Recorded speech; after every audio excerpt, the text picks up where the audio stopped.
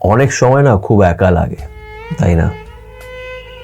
সবাই আছে, বন্ধু বান্ধব, পরিবার, কাজ কর্ম সব কিছুই আছে, তাও কেন জানি না একা লাগে। এটা হয়, এটা আই গেস আমাদের সবার সাথেই হয়। কখনো কখনো লাইফে এমন একটা ফেজ আসে যখন নিজেকে খুব একা মনে হয়।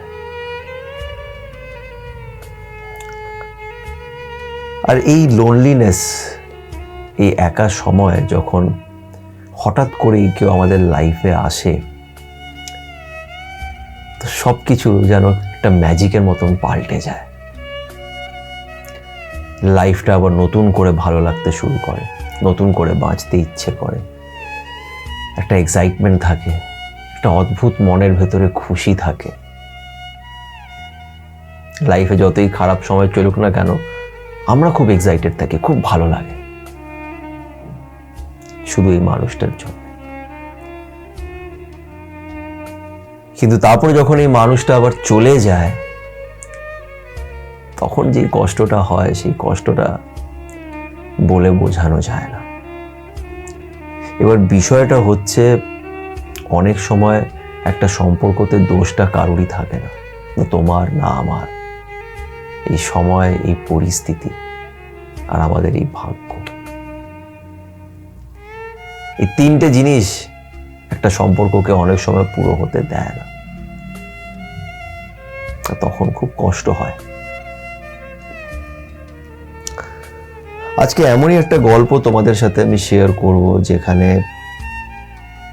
আমি যখন এনার সাথে কথা বলছিলাম তখন সত্যি খুব খারাপ লাগছিল। কেন কি, আমি জানি যে আমরা সবাই জানি যে এই একা, এই লোনলিনেস সত্যি খুব কষ্ট দেয়। যখন সবাই আছে কিন্তু তাও এমন একটা মানুষ নেই যাকে তুমি তোমার মনের কথাগুলোকে বলবে। তো আজকের এই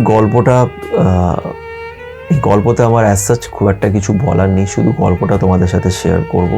কেন আমিও এনার গল্পটা জাস্ট শুনছিলাম, আমার কাছে তাকে বলার কিছুই ছিল না।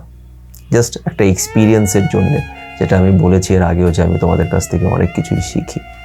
তো আজকের এই গল্পটাকে শেষ অবধি শুনো।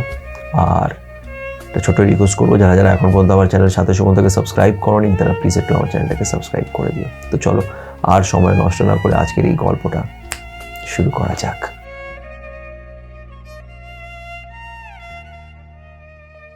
আমাকে একটি মহিলা আমাকে ফোন করেছিলেন, আর ওনার বয়স এখন অলমোস্ট 49 প্লাস, আর 2 মাস বাদে উনি 50-এর হয়ে যাবেন।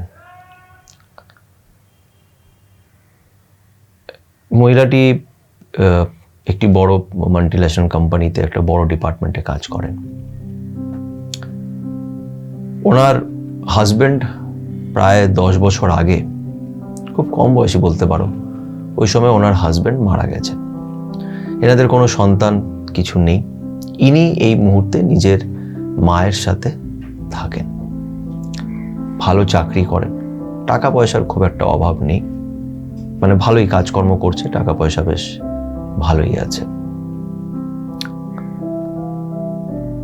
মহিলাটি আমাকে বলল যে একজনকেই ভালোবেসেছিলাম আর তাকেই বিয়ে করেছিলাম। বিয়েটা অনেক মুশকিলে হয়েছিল, তার কারণ হচ্ছে তার হাজব্যান্ডের যে ফ্যামিলি আছে তারা প্রথম রাজি ছিল না। ওটা একটা ইন্টারকাস্ট ম্যারেজ ছিল, তো রাজি ছিল না।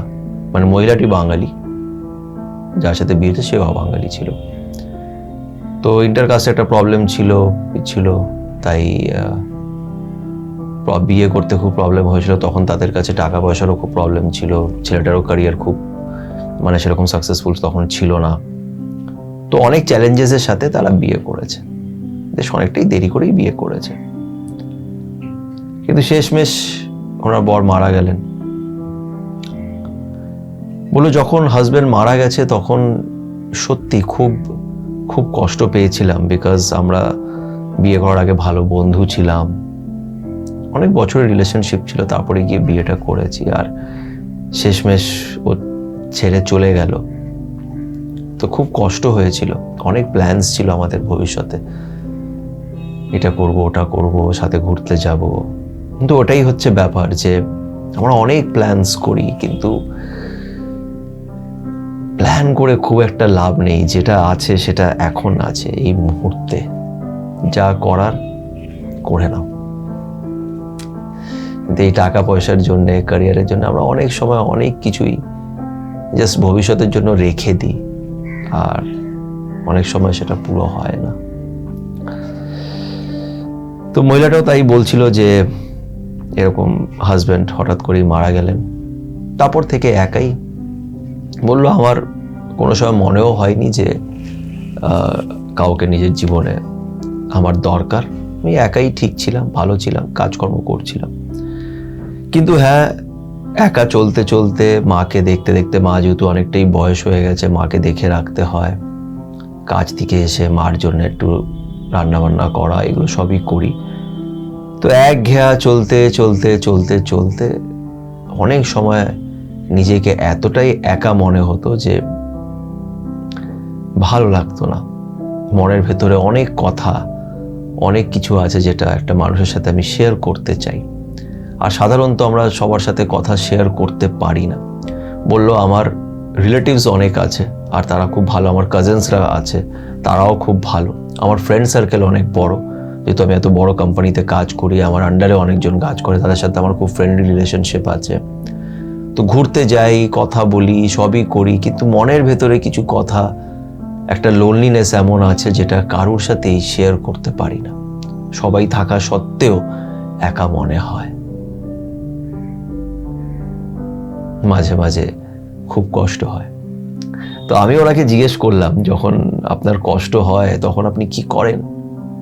তো বললো কিছু না, আমি ছুটি নিয়ে নিই আর শুয়ে থাকি, ঘুমিয়ে পড়ি, ঘুমিয়ে ঘুমিয়ে কাটিয়ে দিই, ল্যাদ খাই।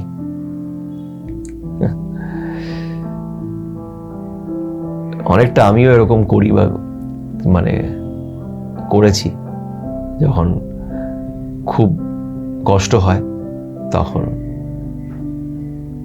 ঘুমিয়ে পড়াটা হচ্ছে বেস্ট অপশন। তো যাই হোক, তো এবার বিষয়টা হলো যে স্বামী মারা গেছেন, তখন তার বয়স মানে এখন 10 বছর হয়ে গেছে ওনার হাজবেন্ড মারা গেছে। তো বললো প্রায় 3 বছর আগে, এখন ওনার বয়স অলমোস্ট 50, 3 বছর আগে একটি ছেলের সাথে তার আলাপ হয়, তারই কাজের সূত্রেই আলাপ হয়। ছেলেটি খুব ইন্টেলিজেন্ট, খুব স্মার্ট আর খুব ম্যাচিওর, কিন্তু ছেলেটা ওনার থেকে অনেকটাই ছোট, অনেকটাই ছোট। তাও ধরে নাও, আমি এক্স্যাক্ট ওটা বলবো না, বাট তাও বলে রাখছি 15 বছর ধরে রাখো ছোট। তো এবার তার সাথে আলাপ হয়, তারা সাথে কাজ করে, তাদের মধ্যে ভালো ফ্রেন্ডশিপ হয়। বললো দাদা ওর সাথে কথা বলতে বলতে বলতে বলতে, যেহেতু আমরা কাজের মধ্যে একসাথে খুব যুক্ত ছিলাম, অনেক কাজ করতে হয়েছে, এখনো যুক্ত আছি। বললো আমি জানি না এটাকে আমি ভালোবাসা বলবো কি বলবো, কিন্তু ওর প্রতি আমার ফিলিংস চলে আসে। ফিলিংস ইন দ্য সেন্স, ওকে আমি মানে ওর সাথে আমি খুব কমফোর্টেবল, নিজের কথাগুলো বলতে ওকে আমি বলতে পারতাম। আর অনেক সময় ও আমাকে, আমার থেকে অনেক ছোট হওয়া সত্ত্বেও ও আমাকে অনেক জায়গায় বোঝাতো, নিজের এক্সপিরিয়েন্স শেয়ার করতো, আমি নিজের এক্সপিরিয়েন্স ওর সাথে শেয়ার করি। আমরা দুজনেই একে অপরকে অনেক হেল্প করেছি, আমার লোনলিনেসে আমাকে অনেক হেল্প করেছে। তো আমি ওর জন্য কি ফিল করি আমি নিজেও জানি না, বাট হ্যাঁ ফিলিংস একটা আছে, কিন্তু সেটা কি ফিলিংস, কিরকম ফিলিংস আমি জানি না। কিন্তু হ্যাঁ, ওর সাথে কথা না বললে ভালো লাগে না। ওর সাথে ভেবে নাও কোনোদিন দেখা হলো না, অনেক সময় কাজের জন্য ওকে বাইরে যেতে হয়, আমাকে বাইরে যেতে হয়, যখন দেখা হয় না, কথা হয় না, তখন আমার কষ্ট হয়, খারাপ লাগে। কিন্তু ঠিক আছে, একটা মানুষ আছে, কথা বলছি, সবকিছুই চলছে। কিন্তু যেটা হয়, ভালো সময় খুব তাড়াতাড়ি কেটে যায়। 3 বছর বাদ এই রিসেন্টলি 6 মাস আগে ও জানতে পারে যে ছেলেটি একটা গার্লফ্রেন্ড, মানে বেশ কয়েক মাস আগে একটা মেয়ের সাথে ওর আলাপ হয়েছিল। সেটাও ওকে বলেনি, প্রথম বলেনি, বাট যখন ছেলেটা ওই মেয়েটার প্রতি ফিল করতে লেগেছে তখন ওকে বলেছে। কোনো লোকানোর কোনো ব্যাপার ছিল না, ছেলেটা ওকে বলেছে, আর বলেছে যে আমি ওকে বিয়ে করার কথা ভাবছি। তো মহিলাটা ওকে যথারীতি সাপোর্ট করেছে, বলেছে যা হ্যাঁ করাই উচিত, যেহেতু তোর তো একটা বয়স হচ্ছে, ইয়াং, সিঙ্গেল, বিয়ে তো করাই উচিত। তো মহিলাটা আমাকে বললো যে ছেলেটা হয়তো কোথাও না কোথাও এটা জানে যে মানে আমি ওকে পছন্দ করি, তাই জন্য হয়তো একটু হেজিটেট করছিল আমাকে বলতে। কিন্তু কি করবে, ওর সামনে ভবিষ্যৎ পড়ে আছে। আমিও হয়তো ওকে সত্যি বিয়ে করতে পারবো না, আর ও আমাকে হয়তো বিয়ে করতে পারবে না, কারণ আমার কাছে আর আমার মধ্যে সেই ক্ষমতাটা নেই যে আমি আবার লড়বো বিয়ে করার জন্য। সেটা হবে না। আর আমার এখন সত্যি বয়স হয়ে গেছে, ওর এখন অনেক ইয়াং, ওর সামনে অনেক বড় লাইফ পড়ে আছে, তো কেনই বা আমার সাথে থাকবে। তো মহিলাটির আমার কাছে প্রশ্ন এটাই ছিল যে আপনি বলুন যে আপনার কি মনে হয়, আমি কি কোনো পাপ করেছি? মানে আমি তোকে কোনো রকম ভাবে বাধাও দিচ্ছি না, কিছুই না, কিন্তু হ্যাঁ আমার কষ্ট হয়, আমি জানি না কেন এই কষ্টটা হচ্ছে বা কি, আমি হয়তো আবার একা হয়ে যাচ্ছি। আর এত বছর তো একা থেকেছি, একা থাকতে অসুবিধে নেই, কিন্তু এখন যেহেতু ওর সাথে এরকম একটা রিলেশনশিপ হয়েছে তো অভ্যেস পড়ে গেছে। তো আমি কি ভুল করেছি, মানে আমার থেকে এতটা ছোট, আমি কতটা ঠিক? তো আমি ওনাকে একটাই কথা বললাম, যেটা আমি সব সময় বলি, যে ভালোবাসা একটা এমন জিনিস, সেটা কখন কার প্রতি তোমার হয়ে যাবে তুমি জানো না। আমার কারোর প্রতি ভালোবাসা আসতেই পারে, একটা মানুষকে আমার ভালো লেগে যেতেই পারে, তার প্রতি আমার ফিলিংসও আসতে পারে, কিন্তু যেটা ইম্পর্টেন্ট সেটা হচ্ছে নিজের ইন্টেনশনটা ঠিক রাখার। ইনি আমাকে যেটা বললেন নিজের গল্পতে, আমি এটা বুঝতে পারলাম যে ওনার ইন্টেনশন কিন্তু একদম পরিষ্কার। উনি সত্যি এই ছেলেটার ভালো চায়, উনি আনকন্ডিশনাল ভাবে এই ছেলেটাকে ভালোবাসা বলবো কি না আমি জানি না, কিন্তু এনার কোনো কন্ডিশন নেই যে তোকে আমার সাথে থাকতে হবে, কেন আমাকে ছেড়ে, কিচ্ছু না। আমি ভালোবাসি, সেটা আমার ব্যাপার, আমি আছি তোর পাশে, আমার তোর কাছ থেকে কিছু চাই না, আমি তোর সাথে আছি, এই যে তুই বিয়ে করছিস আমি আছি সাথে। এই জিনিসটা সবাই করতে পারে না, আর এটা করা তোমার হাতেও নেই, এটা তো ওই যে উপরে যিনি বসে আছেন তার মর্জিতে হয়। কিছু ভালোবাসা রেয়ার, যেখানে কোনো কন্ডিশন থাকে না। তুমি চাইলেই কাউকে আনকন্ডিশনাল ভালোবাসতে পারবে না, এটা হওয়ার থাকলে হবে, তোমার কর্মের অনুযায়ী, তোমার ভাগ্যের অনুযায়ী তুমি সেটা পাবে। তো আমি ওনাকে এটাই বললাম যে কোনো ভুল করেননি, আপনি নিজের মনটা পরিষ্কার রেখেছেন, আপনি ওকে ভালোবাসা দিয়েছেন, ওর পাশে আছেন, ওর এটা শুনে যে অন্য একজনকে বিয়ে করতে চাইছে সেটা শুনে আপনি সরে আসেননি। ইভেন এই যে মনের ভেতরে কষ্টটা যে আপনি ওকে ভালোবাসেন আর ও অন্য কাউকে বিয়েটা করছে, এটাকে মেনে নেওয়াটা, এটাও অনেক বড় ব্যাপার। আপনার উপরে ঈশ্বরের আশীর্বাদ আছে, তাই আপনি এতটা সহ্য করতে পারছেন, এবং আপনার সাথে লাইফে ভালোই হবে, কেন আপনি অন্য একটা মানুষের ভালোই করছেন, তার পাশে দাঁড়িয়ে, তার সাথে দাঁড়িয়ে, তাকে সাপোর্ট করে। আজকে যদি এই মহিলাটা তার সামনে কান্নাকাটি করে, যদি তাকে বলে যে আমি তোকে ভালোবাসি, তুই অন্য কাউকে বিয়ে কর, কিন্তু আমি তোকে ভালোবাসি, আমি পারছি না তোকে ছাড়া, তাহলে কি হবে? এই ছেলেটার উপর একটা প্রেশার তৈরি হবে ওর জন্য, তাহলে ও অন্য কারোর কাছে ইজিলি যেতে পারবে না। কেন? অ্যাকর্ডিং টু দ্যাট মহিলা, ওই ছেলেটা কিন্তু খুব ভালো ছেলে, এনাকে অনেক রেসপেক্ট দিয়েছে, এনার সাথে দাঁড়িয়েছে, পাশে থেকেছে, এনাকে অনেক হেল্প করেছে, সাপোর্ট করেছে, দুজনে একে অপরকে অনেক সাপোর্ট করেছে।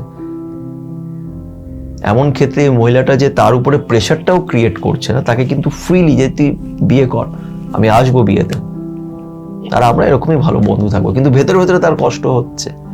এটা কি বলে ম্যাচুরিটি। আর এটা বয়সের সাথে শুধু আসে না, এটা তখন আসে যখন তুমি তার সাথে কানেক্টেড হয়ে যাও।